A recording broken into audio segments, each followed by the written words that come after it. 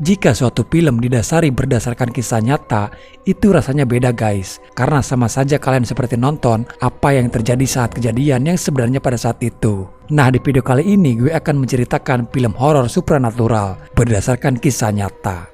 Oke guys, kita langsung saja ke cerita filmnya. Jangan lupa pakai headset kalian agar atmosfernya lebih berasa. Ceritanya begini, di sebuah rumah kosong yang sudah lama tak berpenghuni. Belum diketahui pemilik dari rumah tersebut, namun banyak keanehan-keanehan yang terjadi di sana. Yorkshire, Inggris 1974. Keluarga Len Maynard bersama istri dan anaknya Jenny dan Sally. Di hari itu, mereka sedang menuju ke rumah tua yang baru mereka beli. Rumah tua yang sudah lama tak berpenghuni. Di sana ada gadis tetangga seusianya Sally bernama Lucy. Beberapa saat kemudian, Brian dan Rita datang. Mereka juga datang untuk membantu Len dan Jenny. Setelah mereka selesai semuanya, di malam pertama mereka tinggal di rumah itu, mulailah terlihat ada keanehan yang terjadi. Sally terbangun dari tidurnya karena mendengar lampu itu bergerak dengan sendirinya.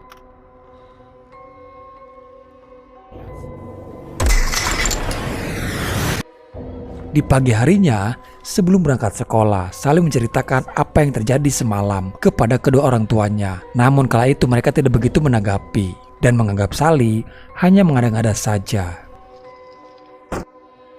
Siang itu pun berlalu. Di malam harinya, Len dan Jenny yang akan pergi ke undangan sebuah pesta yang kebetulan Sally tidak bisa ikut karena itu hanya pesta yang diperuntukkan untuk orang dewasa. Sally memohon mereka tidak pergi meninggalkan dia sendirian di rumah. Namun mereka tetap pergi dengan beralasan tidak akan lama-lama di sana. Awalnya Sally mencoba memberanikan diri dan menepis semua ketakutan yang ada pada dirinya. Namun setiap apa yang dilihatnya itu terlihat nampak nyata. Sampai Sally harus duduk di luar rumah untuk menunggu mereka pulang. Kala itu Jenny pulang bersama Rita temannya. Sally menceritakan apa yang terjadi. Tapi di sini ibunya tetap tidak percaya dengan apa yang Sally katakan. Tidak masuk di akal. Tahayul itu yang namanya hantu. Hantu itu bohong. Sampai sesuatu terjadi. Tiba-tiba lampu di rumah mereka padam. Tak lama kemudian, jam itu terjatuh dengan sendirinya. Dan terdengar ada suara jeritan menangis. Barang-barang di sana berterbangan dan bergerak dengan sendirinya. Tak lama Len dan Brian pun datang.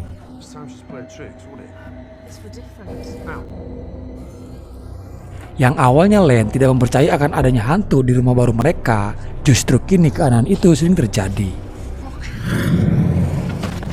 Len terjebak di salah satu ruangan pembakaran batu bara. Dia melihat dengan jelas penampakan tersebut.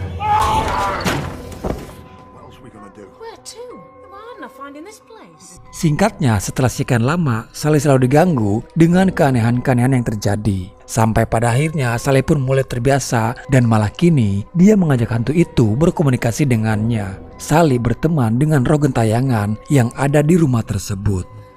Bahkan ibunya pun yang melihat Sally berbicara sendiri sudah tak aneh lagi. Di malam itu, di saat Jenny yang sedang tertidur lelap, dia terbangun karena merasa ada yang menyentuhnya. Dia pikir itu Len, namun terdengar Len berada di luar kamar. Dan saat dia membuka selimut itu, ternyata penampakan sesosok hantu anak gadis kecil.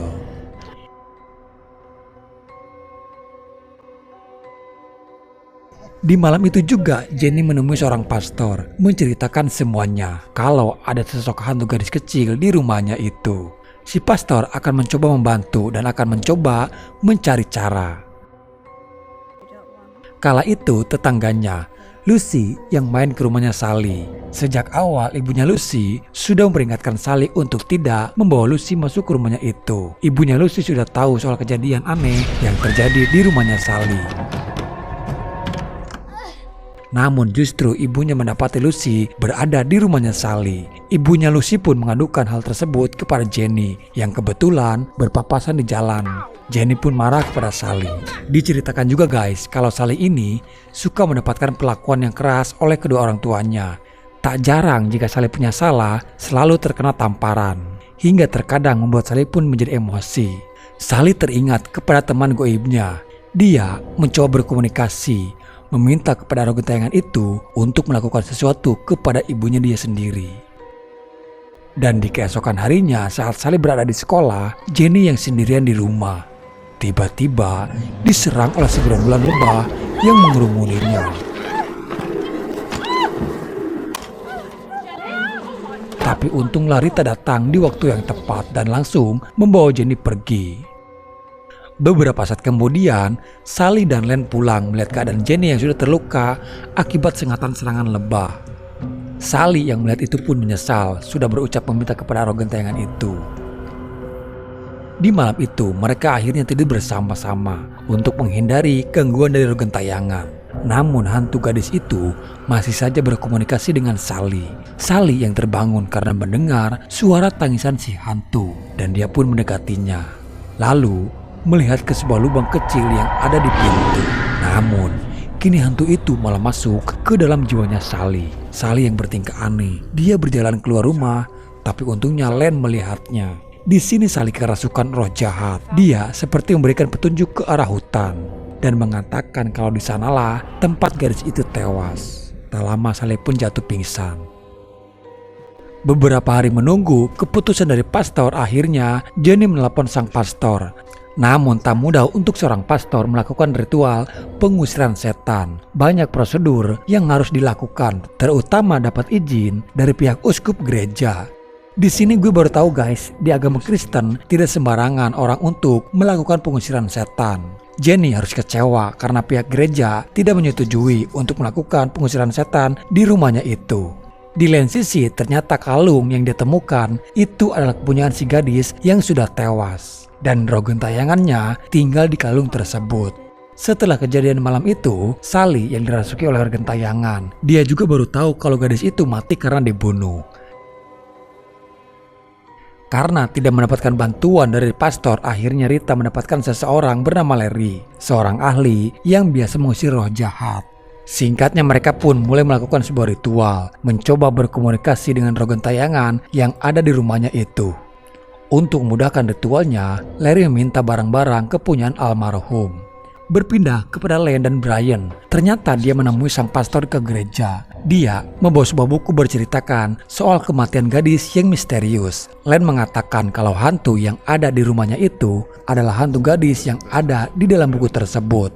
Awalnya dia menolak karena pastor itu juga sudah memberitahukan kepada Jenny tidak bisa melakukan proses pengusiran setan di rumahnya. Namun di sini Brian punya bukti sebuah foto yang memperlihatkan pastor itu bermesraan dengan seorang biarawati.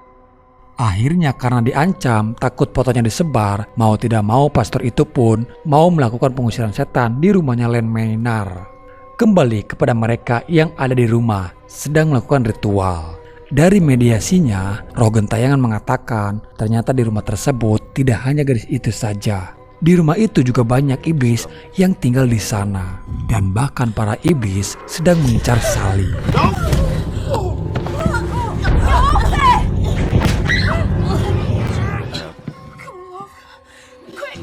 Larry tak sanggup untuk melawan mereka karena lebih dari satu makhluk yang tinggal di sana. Larry mengatakan kalau roh gentayangan gadis itu justru yang menjaga Sally dari serangan si iblis.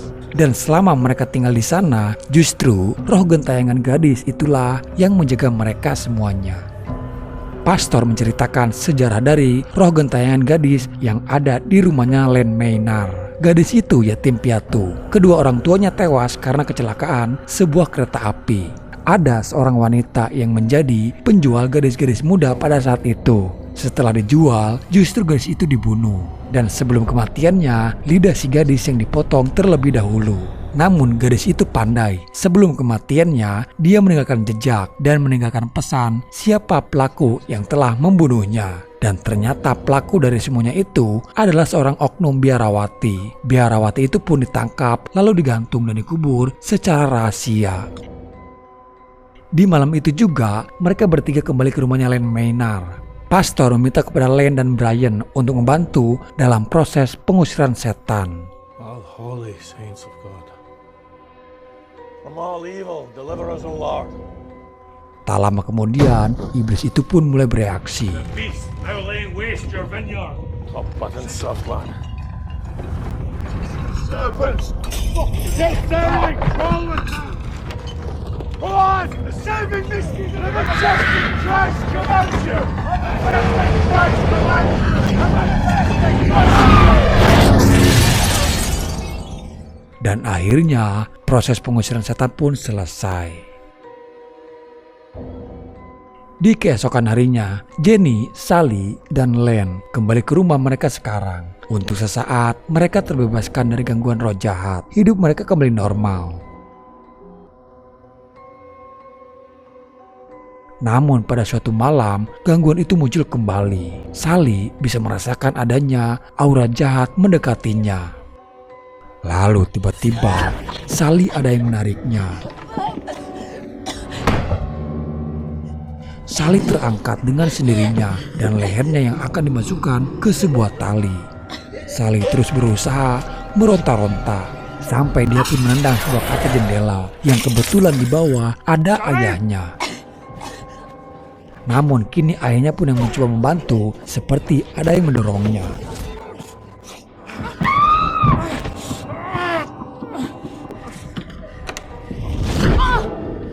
Lama Jenny pun datang mencoba menolong Sally. Namun semuanya sia-sia saja. Dia pun terpental jauh. Ternyata iblis itu mengincar Sally. Ruangan di kamar itu tiba-tiba berubah. Kepulan asap hitam keluar. Dan sesosok iblis yang selama ini mengincar Sally terlihat ada di hadapannya. Sally teringat kepada kalungnya gadis itu. Dia melemparkan kalungnya ke sebuah tempat penghangat ruangan agar bisa terbakar. Lalu roh gentayangan gadis kecil yang selama ini menjaga Sally pun muncul dan melawan balik si iblis.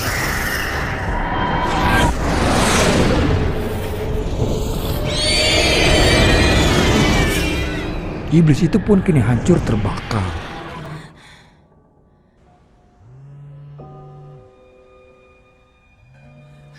Mereka semuanya selamat dan iblis yang selama ini menghantui mereka pun sudah hancur.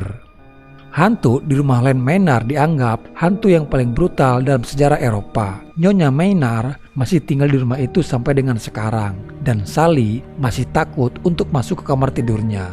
Film ini didedikasikan untuk Irene Holden. Dan film pun selesai. Oke guys, jadi itulah alur cerita filmnya. Percaya atau tidak, kenyataannya jika rumah sudah lama tak berpenghuni, biasanya itu akan dijadikan sarang oleh para makhluk gaib. Secara ilmiah hal itu mungkin belum bisa dijelaskan. Itulah kenapa di Muslim sendiri suka ada acara syukuran atau pengajian sebelum menempati rumah yang sudah lama kosong. Tujuannya agar membuang energi negatif yang ada di rumah tersebut. Semoga kalian suka dan terhibur ya. Salam dari saya dan bye-bye.